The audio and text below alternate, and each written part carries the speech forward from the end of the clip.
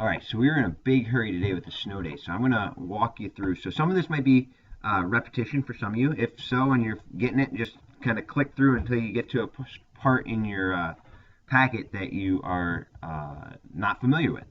But so what we're doing is we're moving into talking about our economy graph, which is a huge graph for us. And it's going to have a supply curve and a demand curve on it, actually two supply curves and a demand curve. And we're going to start talking about those supply and demand curves today, but I want to take a second to kind of revisit original supply and demand. And when we talked about just the demand for individual products, demands for soda, demands for socks, demands for toilet paper, whatever, what was the relationship between the price and the quantity? Well, and I'll put in an up arrow here, I'll put down arrow here. So when the price of, say, socks goes up, what happens to the quantity of socks demanded? Well, it goes down. That's a bigger down arrow than I intended, and the opposite is true. If the price of stocks goes down, the quantity goes up. And so this inverse relationship here. Now, it might be tempting to apply this directly to what we're going to do is the aggregate demand, which is the total demand for all the goods and services that an economy produces. It's not directly analogous. It might be a little bit similar, but it's not directly analogous, all right? So what we're going to do is we're going to look at a couple things. Hold on a second. So if we look here, we've got a demand curve, and lo and behold, when the price is really high, that quantity is really low up here. Down here, the quantity is really high, but the price is really low. So it matches up with that relationship that we just talked about. Now, there were a couple of reasons that this occurred. If you remember, like for soda, we got soda here. One of the things is substitution effect, which was that when the price went higher, we substituted soda with like juice or water. Similarly, when the price of soda got higher, man, we felt like we were poor, so we bought less soda. And kind of the utility effect we didn't talk about so much, but it's the idea is you buy more and more soda, man. At some point, you're just like sick of soda, and you're not willing to pay that high price for it, so that as the quantity grows, there's less utility to each soda. And those are kind of the reasons the regular demand curve slopes downward.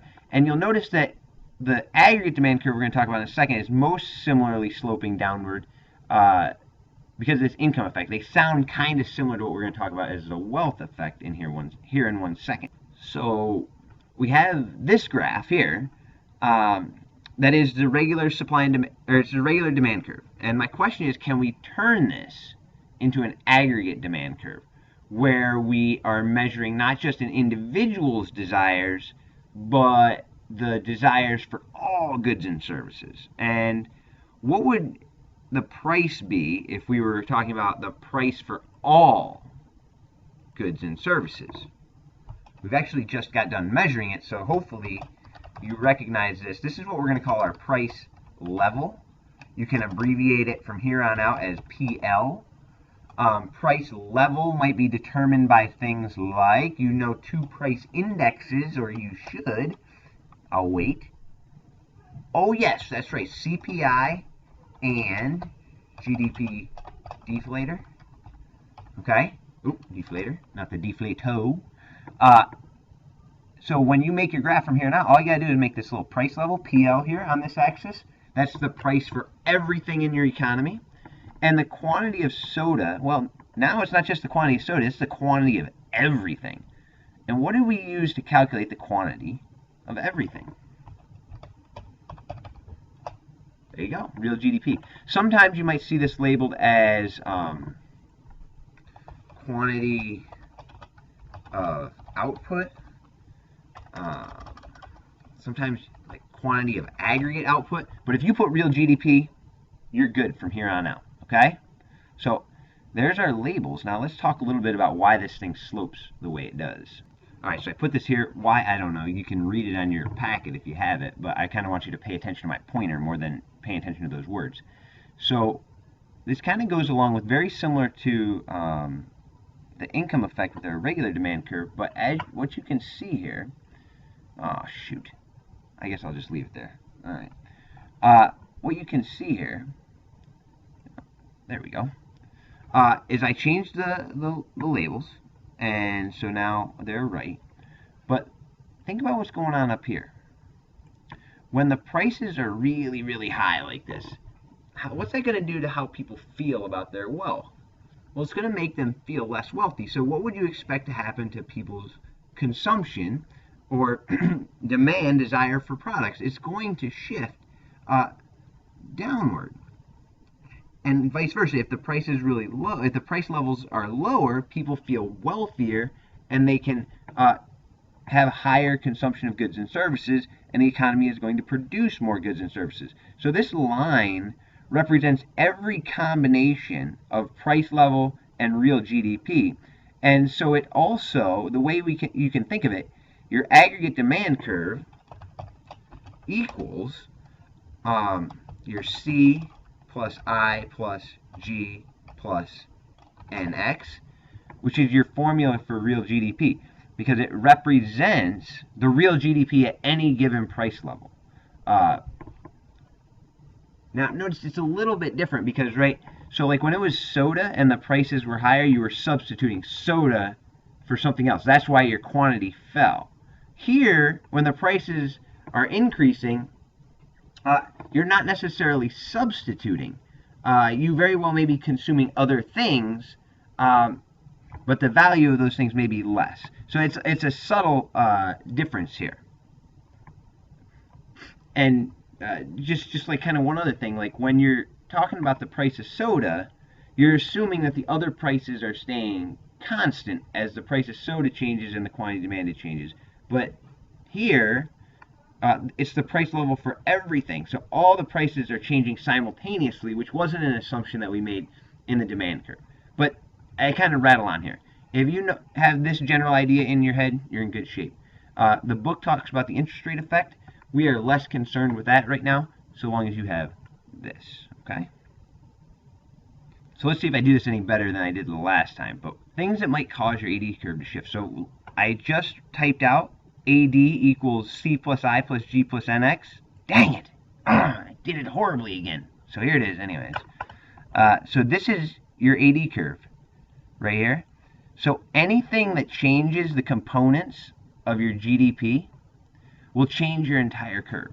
So, I'm sorry, it was supposed to be more of a dramatic reveal here, but if you think about what can make people consume more, so this is your C. What can make people buy more stuff? So if there's a change in your savings rate, that might work. So like the U.S. has actually had a traditionally very, very low rate of savings. However, we had a recession, which encouraged more saving. We saw rates of savings increase, which meant that your consumption went down. And so if your consumption goes down, your GDP goes down, and that means that your AD curve is also going to decrease, which means it is going to move to the left. So anytime one of these increases consumption, you move your AD curve to the right. Anytime something here decreases it, moves it to the left. Same thing for changes in taxes. What do you think would cause more consumption for your taxes? What would have to be true? Would they raise or would they lower?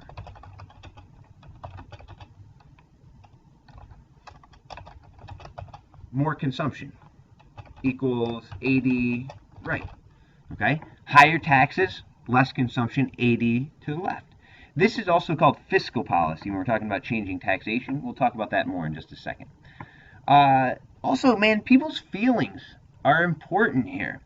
If people feel like things are really, really good and that times are going to keep on rocking, maybe think like the roaring 20s, what do you think is going to happen to their consumption?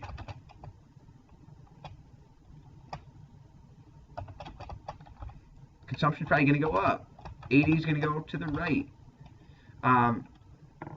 Versus pessimism would cause the opposite. Consumption would go down. The AD curve would go to the left. So this is the biggest part of your GDP formula here. So these are very, very common to see on the test and for problems in class. Now, I really want more. Hang on a second. So the next part, the I, is investing. Now remember, investing is a little different. So it tends to be like a piece of property or maybe like a factory or some sort of capital good. A lot of times I think of investment spending as spending done by firms, but it doesn't necessarily have to be, because a new house is a type of investment. But think about what could cause people to want to buy a new house. Well, if I felt good about the economy, right, I would probably buy a new house. That would make me more likely to do that. That's a big purchase. Similarly, if I was a business, what would make me buy a new machine? Probably feeling good about the economy would do that. I wonder if taxes would affect my decision to buy a house. If I paid less taxes to buy a house, would I do that? Yeah, probably. So what you notice is that these are very, very similar to consumption spending. Investment and consumption spending operate in a lot of the same ways. Okay? So optimism boosts it, pessimism decreases it, higher taxes decreases it, so on and so forth. Right? So those are two. Well, if we go to the G part, what could cause government purchases to change? What could the government do? And in class today, we got a couple good ones. I know that Romero said like military, right? So I'm going to write that in here. So let's say we spend more on the military. If we do that, that's going to mean that the G grows, which equals AD to the right. Now, let's assume instead that somebody also said like schools, right? So let's say less school spending equals G down, which is going to equal AD to the left. So anytime you see more or less government spending, that's another example of fiscal policy, which again we'll talk about. Doesn't matter what they're spending on. If they're doing more of it, well, it does matter. For example, like a transfer payment, something that you should know is not counted in GDP, like Social Security payments or welfare checks. But some productive activity, like building your military or building a road or a bridge, those are all popular ones. Okay. I think I have one last one for you. All right, the last component, C plus I plus G plus NX, net exports. I'm going to be very vague here because this one we'll talk about more when we talk about foreign exchange markets and currency and stuff like that. So I'm just going to tell you this right now.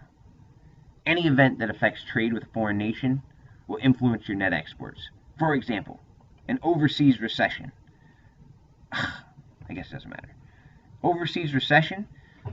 So if Japan starts to have a depression, they're going to buy less of our stuff. So if Japan buys less of our stuff, that means that we are exporting less.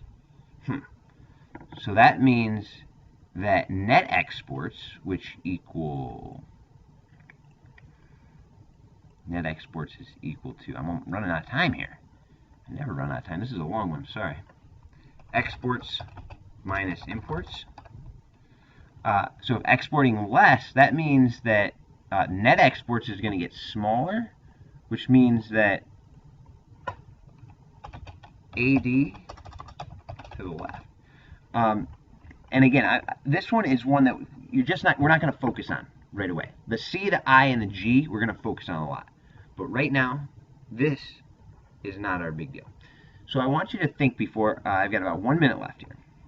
The relationship between real GDP and unemployment is. So remember, real GDP is measuring like how much stuff we can produce. So let's assume we produce more stuff. If our country is making more stuff, people are buying up products, what do you think is true about unemployment? Well, let's think about the opposite way. What's true when real GDP is like really, really low, and we aren't producing many things, and we aren't buying up lots and lots of products? What's probably true about unemployment? If you think about this one, when we're not really producing stuff, does that sound kind of like maybe like a recession or a depression? Well, unemployment would be high. In fact, that's true. Here, this sounds like a good time. This is the roaring 20s, maybe the 1990s, and unemployment was very low. Okay, so they have an inverse relationship. This is super important for you to remember. I am about out of time.